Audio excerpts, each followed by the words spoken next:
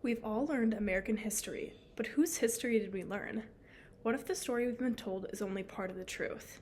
Critical race theory, or CRT, challenges us to see the whole picture, not just the triumphs, but also the trauma, systems, and structures that continue to shape our lives today. Are we brave enough to step into the discomfort and expose the buried truths behind the lasting effects of residential redlining? Critical race theory is a framework that examines how laws and systems uphold racial inequality.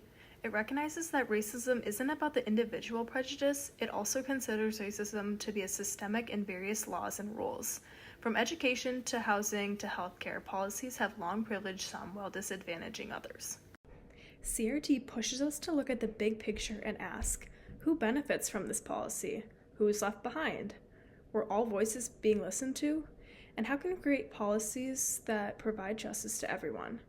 Is there a way to switch the mainstream ideology of individualism to collectivism? Critical race theory comes alive by exposing the hard realities of people's lived experience by amplifying historically silenced voices. It brings context to data, emotion to policy, and urgency for change. But it's not without criticism. CRT is quite controversial because it digs into the deeply rooted systems of power, privilege, and racism that have shaped American institutions, challenging dominant narratives, which brings feelings of angst and guilt. Others believe it promotes division by putting peoples into categories of oppressors and oppressed. Some also say that CRT only diagnoses a problem and lacks practical and actionable solutions. Still, its goal remains clear: equity and accountability. Let's take housing as an example.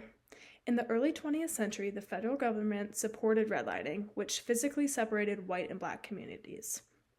A quote from the 1619 Project says, "During the New Deal, federal agencies like Homeowners Loan Corporation and the Federal Housing Administration encouraged redlining practices that explicitly marked minority neighborhoods as risky investments and therefore discouraged bank loans, mortgages, and insurance there.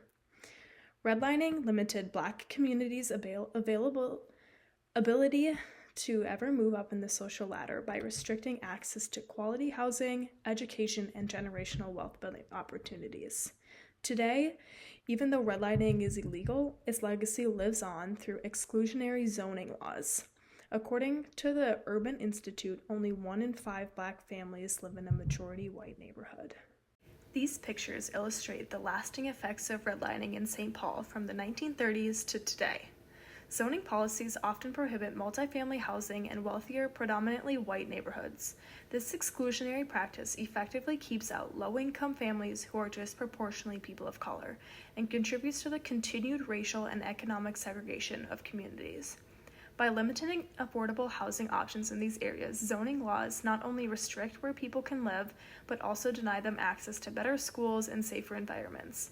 These policies implicitly send harmful messages that certain communities are not valuable or welcome, and reinforcing a long-standing narrative of exclusion and inequality.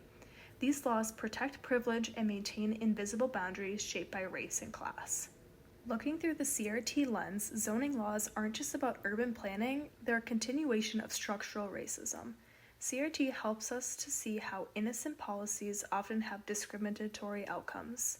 It urges us to ask, how can we design or change current housing policies that promotes equal access and opportunity for all? CRT reframes us to think of housing through a justice-oriented lens rather than through a market-focused lens. This is a systemic racism issue that will continue to permeate into multiple facets of everyday life if we don't begin to acknowledge its effects on our current policies. Although there are several strengths of seeing policies through CRT lens, there are also some shortfalls. Some argue that CRT may take housing debates too politically charged, keeping policies in gridlock, unable to move forward. Others worry it could overshadow economic or geographic considerations. These critiques remind us to be balanced and acknowledge that race is only one of the many intersecting factors that people hold. So what if we dared to look at the whole truth and begin to start asking the challenging questions? What if we used critical race theory as a tool to help lift up the marginalized communities instead of create more divisiveness within our society? Would we see change?